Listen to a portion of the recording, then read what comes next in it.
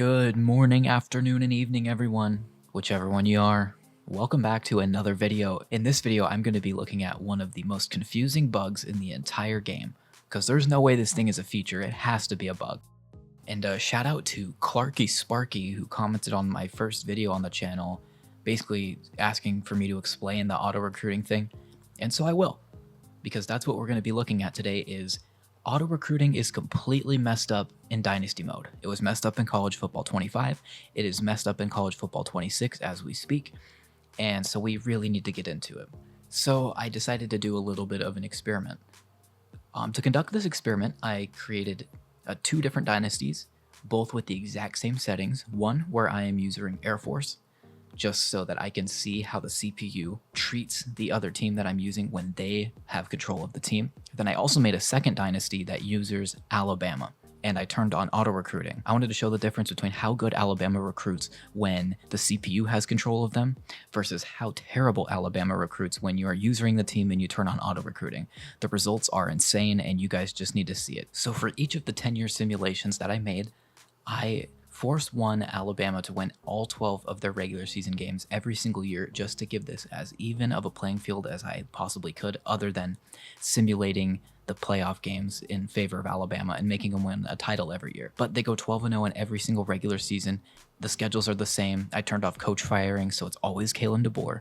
Basically, all the factors that could change the recruiting aspect of this game have been eliminated. So the first recruiting class, Alabama signs a top 5 class in the country. Pretty standard for them. The next season they go in and they get a number 11. I think that was, it was their lowest of all 10 seasons. Then you look, you see they get a number 7. You can see Alabama with a top 3 class, which they would do twice this season and the next season. But as you can see, consistent top 10 classes with the one exception, as here they are again, once again having a number 7 class. Still only one class outside of the top 10, another number 7 class, right on track with where they've been, and then to end it out, number 6. And so what this shows is that they're recruiting constant top 10 classes, and when we look at it, they actually are going to have an average class of 6.8 in the simulation, and this is when the CPU has control over the team, no user control at all. In the first one with auto recruiting, number 34, only 12 commits, and it was a pretty high blue chip ratio class, so that's not going to affect a lot of things other than depth. You can see we have to go into the conference tabs because they're so low. Number 47 in the country, just another bad class, 34 to 47. The next one, 37.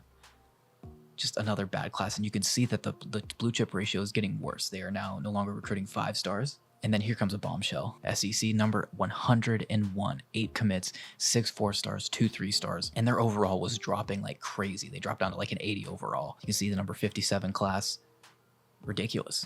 Makes no sense. Another 47th.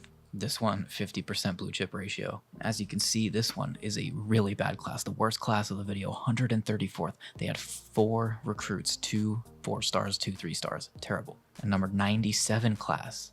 This one, not a blue chip ratio class, a single 5-star, a single 4-star, 8 3 stars. That's not going to cut it. This is the best class of the auto recruiting, number 17, where they got 14 blue chip prospects. But that is absolutely the exception and not the rule. And then they would end up with like a number 20 class, which, like, once again, that's the exception. And they didn't do any better or worse in these seasons. They were always finishing usually in the top 10. Sometimes they were 11th in the final AP poll. But what makes this ridiculous is that there are players that want to use this auto recruiting feature and it doesn't work. And it can't be by design. There's no way that they went in and they said, this is how it's supposed to be, because it's bad. Say you want to follow the career of a coach. Like, say you want to do that, maybe cough for a video. You can't do that. Say you just want to follow the career of a single player. It now is much harder to do that. You have to retire the coach after every game and then go back in for every game, play the game, retire the coach, advance week,